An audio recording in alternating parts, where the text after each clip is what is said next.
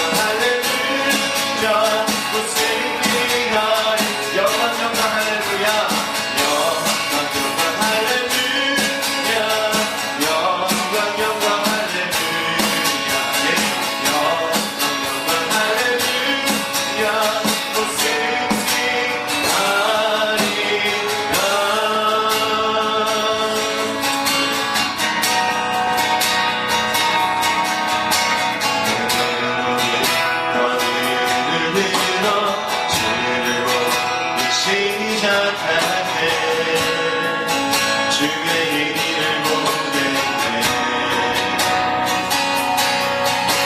내 찬양과 인도 기사 하늘에 기쁘게 하네 주님을 보내 모든 시선을 주님께 드리고 살아계신 하나님을 느낄 때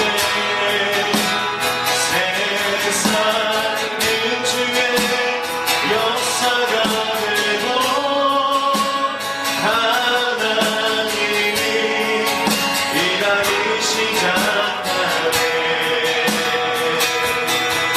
성경이 나를 가라사가 성경이 나를 변화시켜 모든 사라질 때 주의 일을 보내네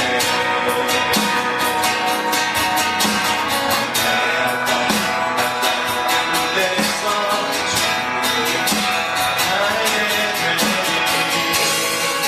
주님을 볼때 모든 시선을 깊게 느끼고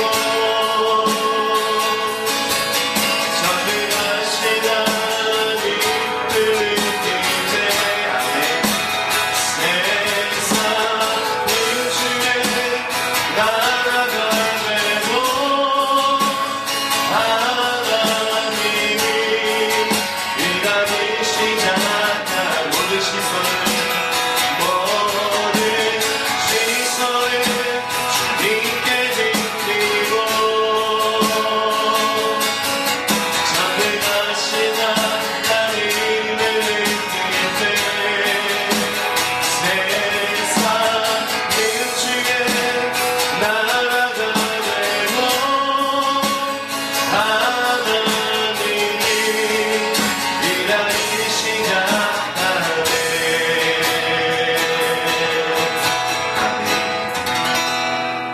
아멘. 할렐루야. 오늘도 하나님 우리와 함께 하십니다. 오늘 말씀 전도서 여러분 지혜의 대표자 하면 누굽니까? 바로 솔로몬 왕이죠. 이 솔로몬 왕이 기록한 지혜서라고 불리는 이 전도서의 말씀입니다. 오늘 이 말씀 나눌 때에 여러분 인생을 살아가는 그 하늘의 지혜가 여러분 가운데 충만하게 임하시길 예수 이름으로 축복합니다. 어느 분이요 임종을 하게 되어가지고요 목사님이 이제 임종 예배를 가셨다고 합니다. 그런데 여러분 아시죠? 그 임종 가보신 분들 아시겠지만 사람은요 죽을 때가 되면 꼭 하는 게 있습니다. 뭡니까? 진실을 말합니다. 사람은 절대 죽기 전에는 거짓말을 하지 않는데요. 죽음 앞에서는 진실을 다 털어놓고 그러고 간다고 해요. 그래서 유언도 하고 하지 않습니까?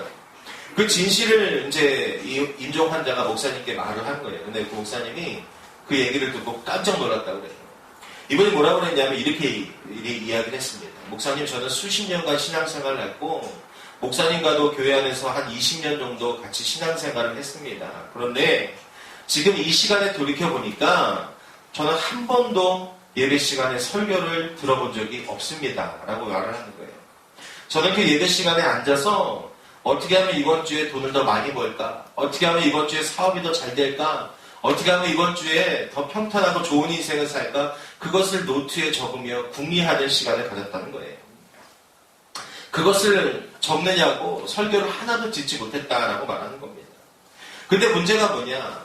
이렇게 살다 보니까 이렇게 수십 년간 예배를 드렸는데도 들은 기억이 하나도 없는 하나님의 말씀이 지금 이 임종 앞에서 눈앞에 두고서 자신을 두렵게 한다는 겁니다. 뭡니까? 들은 말씀이 기억이 안 난다는 거예요.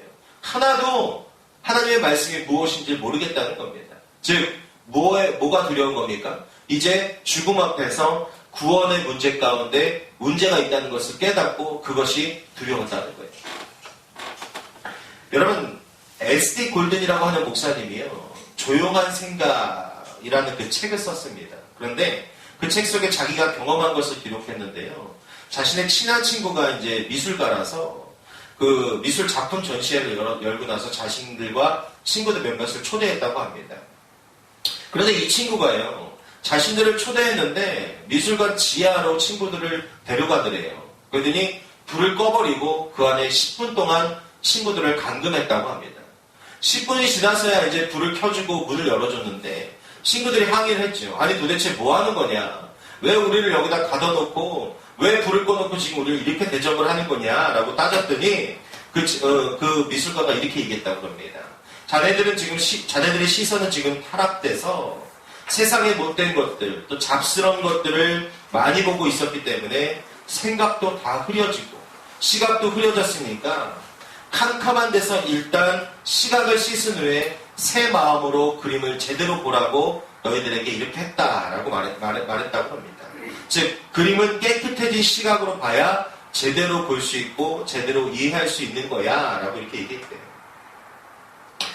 제대로 미술을 관람하려면 여러분 맞는 말이죠. 우리 생각과 시각부터 씻어내야 됩니다. 우리가 가지고 있는 고정관념들이 가지고 있다면 그 어떤 훌륭한 작품을 보더라도 여러분 그 미술 작품의 그 훌륭함을 우리가 알 수 없을 거예요. 저도 모르겠더라고요. 저도 막 그 유명한 화가들이 막 찍찍 그려놓은 게 왜 그렇게 유명한지 저도 진짜 모르겠더라고요. 그리고 이해를 못하겠더라고요. 여러분 그런데요. 이런 미술 작품뿐만이 아니라 여러분 우리의 신앙도 마찬가지입니다. 우리가 하나님의 말씀을 들으려면요. 우리의 귀를 씻어내야 됩니다. 세상으로부터 더럽혀지고 오염된 우리의 귀를 씻어내야 돼요. 그리고 잡스러운 생각과 또 고정관념들, 선입견 이런 것들 모두 다 씻어내고 우리가 하나님 앞에 나아가야 된다는 겁니다. 욕심과 정욕과 그리고 시기와 질투, 분주함 여러분 이런 것들이요. 미안하지만 예배를 드리러 오는 우리의 마음속에도 여전히 하나님 앞에서 예배하면서도 우리 마음 가운데 우리가 의식을 안 해서 그렇지 자리 잡고 있다는 거예요. 여러분 이런 것들이 우리의 머릿속에 자리 잡고 있고 가득하게 되면 하나님의 말씀이 들리지 않는 결과를 낳게 됩니다. 내 모든 생각으로부터 자유해서 깨끗한 마음으로 주님의 말씀을 들어야지만 하나님께서 나에게 말씀하시는 우리 교회가 아니라 예배 가운데 각 심령들에게 말씀하시는 그 음성을 들을 수 있음을 여러분 기억하시기 바랍니다. 오늘 예배를 드리러 이 자리에 나온 여러분들의 마음이 깨끗해졌어요. 하나님의 말씀을 바로 들을 수 있는 시간이 되길 축원합니다. 거짓되고 허탄한 생각들이 우리 안에서 사라지고요. 그리고 계시의 성령님께서 여러분에게 참 진리를 주시는 복된 시간이 되시길 예수 이름으로 간절히 축복합니다. 오늘 본문을 보면요. 하나님의 말씀을 가까이 하기 위해서 우리가 해야 할 것에 대해서 말합니다. 여러분 1절 말씀 먼저 같이 읽겠습니다. 시작. 너는 하나님의 집에 들어갈 때에 내 발을 삼갈지어다. 가까이 할 말씀을 듣는 것이 우매한 자들이 재물 드리는 것보다 나으니 그들은 악을 행하면서도 깨닫지 못함이니라. 아멘. 여러분 첫 번째 여기서 발을 삼가라 라고 말하는데 여기서 이 발이라는 것은 무엇을 의미하냐면요. 바로 우리의 행위를 상징하는 것이 이 발입니다. 그러므로 한마디로 발을 삼가라는 것은요. 우리의 행동을 하나님 앞에서 조심하라 라는 말입니다. 일찍 여러분 구약시대의 제사장들은요. 성소에 들어가기 전에 손발을 씻는 그런 예식을 행하는 것이 전통이었습니다. 또 모세는 하나님 앞에서 여호와 앞에서 자신의 신을 벗었고요. 여호수아 역시 여호와의 군대장관 앞에서 여러분 신을 벗었습니다. 이 모든 것이 거룩한 행동과 연결되어져 있는 행위입니다. 여기서 발을 삼가다라는 말은 히브리 원어로 어떤 뜻이냐면요. 조심하고 신중하라라는 그런 뜻을 가지고 있어요. 즉 하나님 전에 들어갈 때에 우리가 부주의하고 경거망동하게 행동하지 말고 신중하고 거룩하게 행동하라는 그런 의미를 가지고 있습니다. 전도자가 이렇게 말한 이유, 오늘 이 지혜서를 작성한 이 솔로몬이 이렇게 말한 이유는 하나님의 거룩하심과 그리고 경외하는 마음 없이 일상적인 그런 의식만을 반복하다 보면 본질적인 의미를 상실한 채 형식주의에 빠져드는 그런 어리석음을 우리가 범할 수 있기 때문에 우리에게 이런 경고를 주고 있습니다. 여러분 오늘날 우리도요 하나님 앞에 예배드리러 나오면서 하나님의 거룩하심을 생각하지 않고요. 그리고 습관적으로 우리가 이 자리에 충분히 앉아 있을 수 있습니다. 오랫동안 신앙생활을 하면서 몸에 밴 그런 익숙함으로 여러분 우리가 찬송을 따라 부를 수도 있고요. 또 신앙 고백을 할 수도 있고 기도도 할 수 있습니다. 찬송을 부르고 교동물로 있는 것은 무슨 뜻입니까? 하나님의 영광을 우리가 인정하는 겁니다. 하나님의 임재 가운데 감사하는 마음이고 그분이 이곳 가운데 함께 하심을 인정하며 그분 앞에 우리의 모든 것을 맡기는 이 고백이 바로 우리가 찬송을 부리고 그리고 교동문을 읽고 기도하고 사도신경을 하는 이유입니다. 그런 것 없이 여러분 습관적으로, 그런데 우리는 이런 것을 습관적으로 그냥 하면서 예배에 참석할 수 있다는 겁니다. 특히 하나님의 말씀을 듣는 설교 시간에 여러분 우리가 더 그렇게 될 수 있어요. 여러분 다 한 번쯤은 경험해 보셨을 겁니다. 아마 찬송을 부르고 박수 치고 할 때는 정신이 말짱했는데 설교가 시작이 되면 이제 잠이 슬슬 오기 시작하면서 언제 이것이 끝났나 라고 모르는 그런 기억이 아마 누구나 한 번쯤은 다 있을 거예요. 저도 있습니다. 저도 있는데 그게 가장 심각했던 때가 언제냐면요.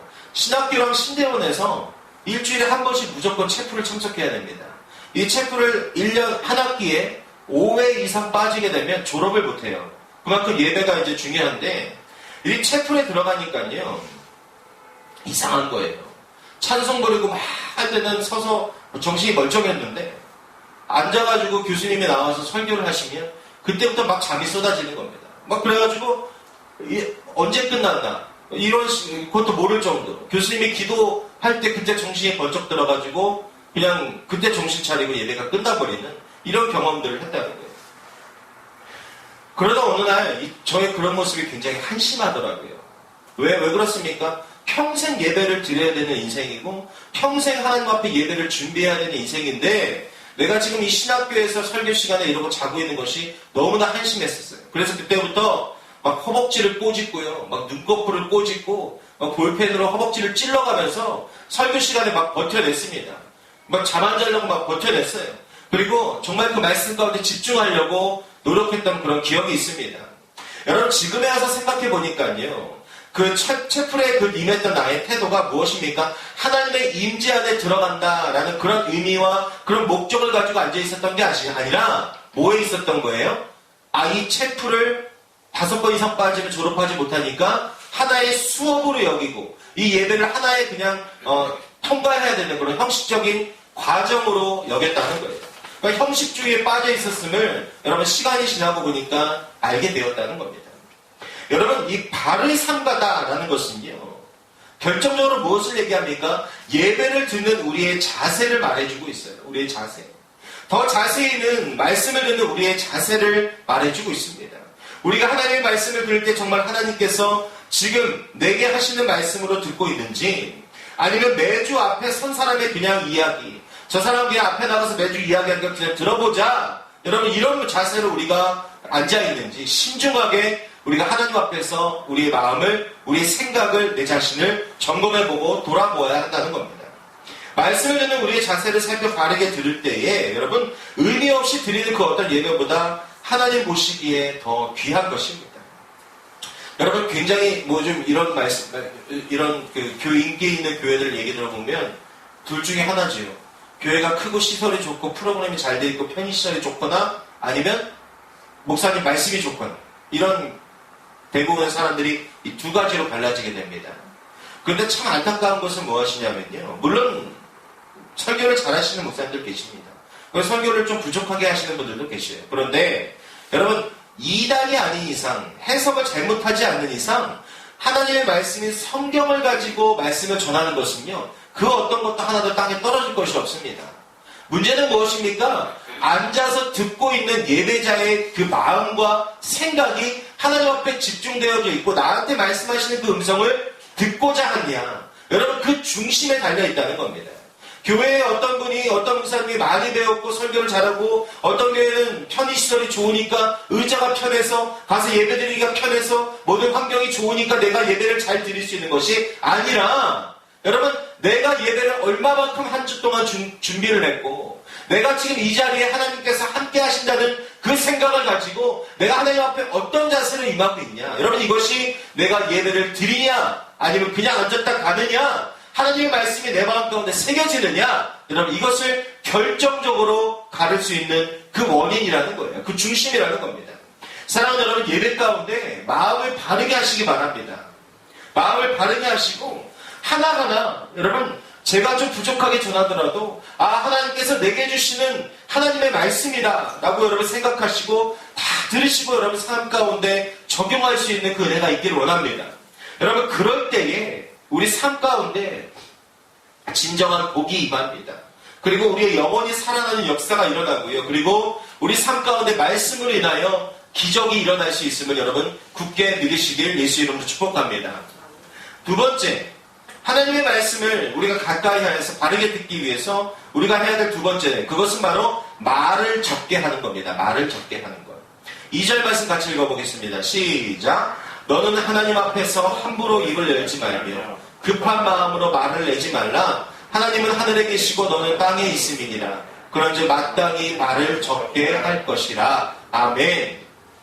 이 말씀을 분명히 하나님 앞에서 기도할 때에 조급해하거나 쓸데없는 말들을 늘어놓지 말고요. 그리고 진실된 말을 해야 한다라는 그런 말씀을 하고 있습니다. 그런데 저는요, 이 말씀이 단지 기도할 때만 적용이 된다고 생각하지 않습니다. 말씀을 들을 때도 우리에게 적용이 된다고 생각합니다. 하나님께서는요, 사람의 귀를 몇 개를 만드셨어요? 2개를 만들고 입은 1개를 만드셨습니다. 이것은요, 많이 듣고 말은 적게 하라는 그런 의미를 가지고 있다고 생각해요. 그런데 우리는요, 그렇게 하지 못합니다. 말의 공해 속에서 살아가고 있고요. 저 대변인은 국회에만 있는 것이 아니라 이 세상의 모든 사람이 대변인이라고 할 정도로 이 말의 신경전과 그리고 공방전소에서 우리가 살아가고 있습니다. 여러분, 빈첸 씨라고 하는 수도사에게 하루는요, 가족 문제로 고민하는, 이제 이혼을 해야 되나 말아야 되나 고민하는 그 여성이 찾아왔대요. 그래서 가정에 불화가 너무 많고 남편과의 다툼이 너무나 많아서 내가 도저히 이제는 살 수가 없습니다라고 이 수도사에게 하소연을 하면서 찾아온 거예요. 그런데 이 수도사가 이렇게 방법을 제시를 했다고 그래요. 우리 수도원 저 앞들에 가면 우물이 있는데 그 우물에 있는 물은 성수입니다. 그 물을 한 병 가득 담아다가 집에 가서 남편이랑 싸움이 시작될 것 같으면 그 물을 입에다 한 모금 물고 넘기지 말고 가만히 계십시오. 그러면 그 물의 효력이 반드시 나타날 겁니다. 라고 이렇게 얘기했어요. 이 여인은요, 수도사가 시킨 대로 했습니다. 남편이 시비를 걸 때마다, 남편과의 싸움이 일어날 때마다 그 물을 입에다 한 모금 물고 나서 아무런 대꾸도 하지 않고 그 공격이 끝날 때까지 그 물을 입에 물고 참고 있었대요. 그러자 마침내 가정이 조용해지기 시작했답니다. 가정에 시끄러운 소리가 일어나지 않고 가정에 평화가 찾아왔다고 해요. 그래서 이 여인이 너무 감사해서 그 수도사에게 찾아가서 이 물은 정말 참된 성수입니다. 이 물의 능력 때문에 우리 가정이 다시 회복됐습니다. 라고 이렇게 얘기했대요. 그러자 여러분, 수도사가 뭐라고 그랬을까요? 그 물이 신비로운 것이 아니라 당신의 침묵이 신비로운 능력을 가지고 있었던 겁니다. 당신은요, 이제부터 좀 침묵하는 법을 배우십시오. 좀 더 조용하기를 배우십시오. 그러면 당신의 인생과 가정 가운데 평화가 들어오게 될 것입니다. 라고 이렇게 얘기했대요. 무슨 말입니까? 처음부터 성수가 아니었다는 거예요. 물을 입에 물고 있으면 뭘 못해요? 말을 못하잖아요. 공격과 시비 가운데 말을 하지 않고 참고 있으라는 거예요. 그러니까 평화가 찾아왔다는 겁니다. 여러분, 우리가 부모님과 어른 앞에서 말을 함부로 해서는 안 되죠. 그렇죠? 어른 앞에서 부모님 앞에서는 절대 말을 함부로 해서는 안 됩니다. 그런데 여러분, 하물며 하늘에 계신 이 하나님 앞에서 우리가 기분이나 감정 따라서 여러분 우리가 하고 싶은 대로 마음대로 떠들어도 되겠습니까? 절대 그렇지 않습니다. 하나님께서 내 인생에 이 하시는 말씀을 우리가 들을 줄 아는 자세가 돼야 됩니다. 하나님께서 먼저 나에게 뭐라고 말씀하시는지, 나에게 원하시는 것이 무엇인지 우리가 들을 수 있어야 되는데, 우리는 그 말이 들리지 않을 정도로 계속해서 내 말만 쏟아놓으면 우리가 어떻게 하나님의 뜻을 알 수 있고 어떻게 하나님의 말씀을 들을 수 있게 되는 겁니다. 말은요, 여러분, 능력이 있는데요, 감정을 폭발시키는 그런 능력을 가지고 있습니다. 그것이 여러분 불평이나 만약에 원망이라면 말을 계속할수록 더 불평과 원망과 시비에 사로잡히게 됩니다. 그러다 보면 어떻게 됩니까? 자연스럽게 감사가 그쳐버리게 됩니다. 내 인생에서, 내 입술에서, 내 생각에서, 내 마음에서 감사가 끊어지게 된다는 거예요. 그리고 하나님의 역사에 대한 소망과 믿음이 줄어들 수밖에 없게 된다는 겁니다. 여러분, 비록 지금 이 상황이, 비록 지금의 상황이 내 마음을 아프게 할지라도 여러분 내게 맞지 않는 그런 삶이라도 여러분 하나님은 하늘에 계시고 나는 땅에 있음을 기억하면서 오늘 말씀대로 기억하면서 실수하지 않으시는 나보다 내가 더 잘 되기를 원하시는 그 하나님을 신뢰하며 살아가시길 바랍니다.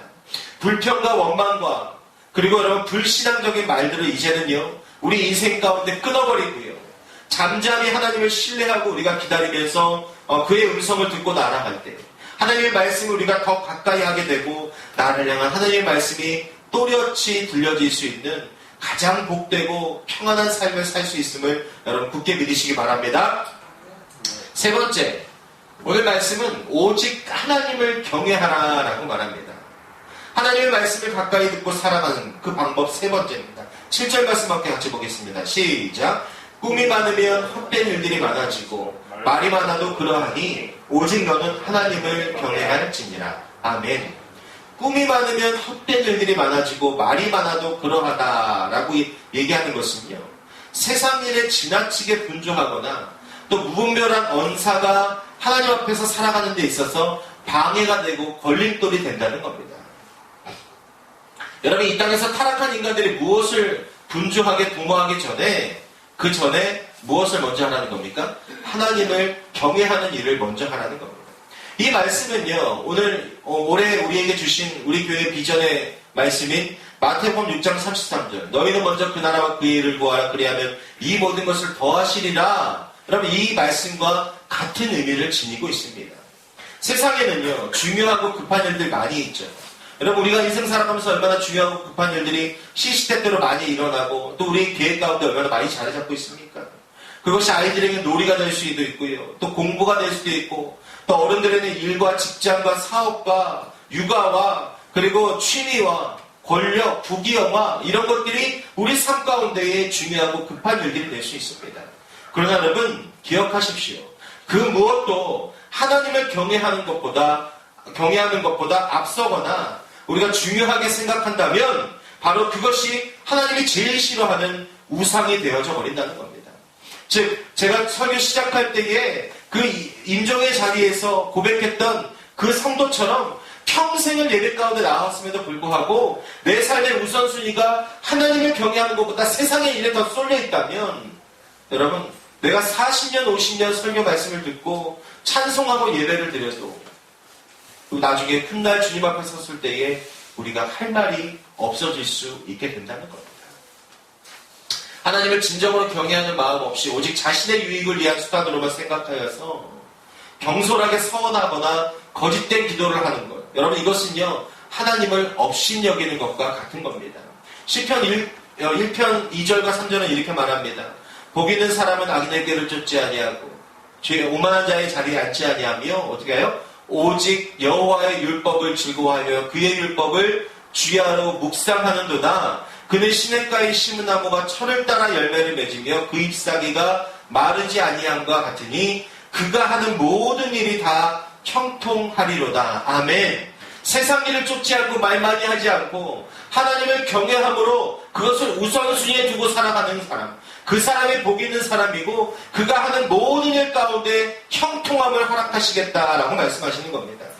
사랑하는 여러분, 성경은요 하나님 말씀의 기록이 바로 성경입니다. 인간이 대신 대필했지만 성령의 감동으로 하나님께서 기록하게 하신 것이 바로 우리에게 주신 성경 말씀입니다. 하나님을 경외하는 사람의 특징은요 이 하나님의 말씀이 성경 말씀을 가까이 하는 것이 가장 기본적인 특징입니다. 내가 하나님을 경외하려면 어떻게 해야 됩니까? 그의 말씀이 무엇인지를 알아야 됩니다. 하나님을 경외하는 사람은요 하나님의 말씀이 무엇인지를 궁금해하고 그것을 알기 원하기 때문에 성경을 가까이 할 수밖에 없다는 거예요. 그것을 주야로 묵상하는 인생을 살아간다는 겁니다. 여러분 이 묵상하다라는 말은요 원어의 뜻이 뭐냐면 되새김질하다라는 의미를 갖고 있어요. 오늘날 좀 잘못 해석이 돼가지고 묵상한다 그러면 내 삶에 뭔가 적용한다, 내 삶에 무언가를 갖다 비추다 이렇게도 생각을 하는데 그렇지 않습니다. 말씀을 계속해서 되새김질하는 거예요. 순수하게 본문 그 자체만 계속 되새김질하는 겁니다. 그러면서 기도하고 또 그 가운데 하나님께서 나에게 말씀하신 것들을 그리고 또 말씀을 통해서 나에게 주시는 그 의미들을 내가 깨닫고 나아가는 것. 그 말씀 붙잡고 살아가는 것. 이것이 바로 묵상하는 삶, 되새김질하는 삶입니다. 여러분, 하나님의 말씀을 곱씹으면요, 그것을 내 것으로 만드는 사람, 여러분, 그 사람이 바로 하나님을 경외하는 사람임을 여러분 꼭 기억하시길 바랍니다. 그러니 여러분, 만약에 일주일 동안 내가 성경 한번 펴보지 않고 교회 올 때만 내가 성경에 손을 댄다면 여러분, 미안한 얘기지만 하나님을 경외하는 사람일까요? 그렇지 않습니다. 하나님을 경외하지 않는 사람입니다. 자, 재미있는 글 하나 보여드릴게요. 어떤 사람이 성경을 의인화해가지고 쓴 글입니다. 잘 보세요. 1월, 이제 성경이 자기 독백하는 거예요. 바쁜 기간입니다. 대부분의 가정이 1년 동안 열심히 나를 읽기로 결의했습니다. 여러분 동의하시죠? 새해 1월이 되면, 그렇죠. 처음 2주간은 저도 무척 바빴지만 곧 사람들을 나를 읽기 시작했습니다. 2월, 청소 기간입니다. 이제 내 위에는 먼지가 쌓였고 저는 제자리에 가만히 있어야 했습니다. 내 주인은 지난주 몇 분간만 나를 사용했습니다. 뭡니까? 1월 달에 내가 성경 보겠다라고 작정했지만 2월 달에 어떻게 된 거예요? 먼지가 쌓이기 시작했고 지난주 몇 분간만 나를 사용했대요. 자, 5월 달 나의 책갈피 몇 군데에 파란물이 들었습니다. 주인이 예쁜 꽃 몇 개를 따서 성경 속에 끼웠기 때문입니다. 7월 그들이 여행용 가방 안에 나를 넣었습니다. 가족여행을 떠나는 모양입니다. 내 추측에 이 상태로 2주간은 갇혀있을 것 같습니다. 차라리 집에 조용히 놓인 채로 있었으면 하는 바람입니다. 설 이번에 여행 갈 때 성경 가져가나요? 여러분 이거 다 경험 있으시죠? 어디 갈 때 성경책 챙기는 거 다 경험 있으시죠? 그리고 저 5월달도 경험 있지 않으세요? 뭐 이렇게 옛날 어르신들 성경 보면 이렇게 나뭇잎 같은 거 많이 껴져 있고 그랬었어요. 자, 7월달에 이런 결과가 나왔어요. 그러자 8월에 어떤 결과가 나왔냐? 나는 아직도 여행용 가방 안에 들어있습니다. 뭐예요? 7월달에 2주 동안 여행을 계획하고 성경책을 가방에 넣고 갔는데 여행을 다녀온 8월달에도 여전히 성경책이 그 가방 안에 들어있다는 거예요. 여러분 이 글을 쓴 사람이요 외국에 사는 사람이기 때문에 우리나라와 좀 맞지 않는 그런 부분들이 있습니다. 그렇지만 그래도 여러분 성경을 가까이 하지 않는 이 면에서는요 우리의 삶과 어느 정도 비슷한 면이 많이 있지 않습니까? 성경을 여러분 가까이 하십시오. 못 읽겠으면요 자꾸 눈앞에 펼쳐라도 놓으시고 손에 들고라도 다니세요. 그러면 여러분 보게 됩니다. 그리고 하나님의 말씀을 그리고 묵상하면요 오늘 시편 말씀대로 복 있는 사람이고요 또 행사가 형통하도록 하나님께서 복을 주신다고 약속하셨습니다.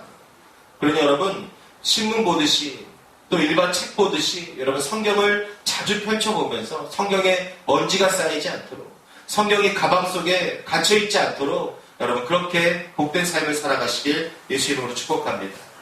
사랑하는 여러분 성경을 읽고 완독하는 삶이 되시기 바라요. 설교 말씀을 들을 때 딴 생각하지 마시고 처음부터 끝까지 여러분 귀를 기울여서 잘 들어보시기 바랍니다. 그때에 우리에게 말씀의 은혜를 하나님께서 반드시 주십니다. 신앙과 삶이 달라지게 되는 그런 변화를 여러분 반드시 겪게 될 것입니다. 말씀을 들을 때마다 또 내게 주시는 그런 말씀으로 여기시기 바라요. 나는 해당 안 되는데 내 안에 이 말씀 들으니까 누가 이런 경우 많으시죠 여러분? 그런 거 아시고 나에게 주시는 말씀이다 라고 여러분 여기시기 바랍니다. 내 생각을 내려놓고 하나님의 생각을 품으시기 바랍니다. 그리고 하나님을 경외하는 마음으로 하나님의 말씀을 여러분 자주 읽고 묵상하고 되새김질하는 저와 여러분의 삶이 되길 바랍니다. 하나님의 말씀을 가까이 하여 들을 때에 먼저 그 나라와 그의 의를 구하는 복된 우선순위의 삶을 우리가 살아낼 수 있게 될 것입니다. 여러분 믿음은 어디서 난다고 그랬습니까? 들음에서 나고 그리고 이 구원의 완성은 그 들은 믿음을 가지고 선포하며 나아갈 때에 그 구원의 완성에 이른다고 하였습니다. 사랑하는 여러분 이제는요 말씀을 생명같이 여기시고 내 삶의 척도로 여기고 그 인생 가운데 살아가시길 바랍니다. 말씀이 우리의 생명줄이라는 것을 여러분 항상 기억하시고요. 항상 보고 외우고 되새김으로 삶 가운데 말씀의 능력으로 사로잡히는 인생 되길 바랍니다. 죄 가운데, 시련 가운데, 고난 가운데 말씀이 나를 막아서고 말씀이 나를 구원해내고 말씀이 나를 이끌어내는 여러분 그 인생을 한번 살아보시고 내가 이 세상 가운데 살아가면서 잘 되는 그 길을 말씀이 열어주는 그 길을 여러분 걸어갈 수 있는 여러분 그 체험을 그 경험을 여러분 한번 올해에는 반드시 한번 경험해 보시길 예수 이름으로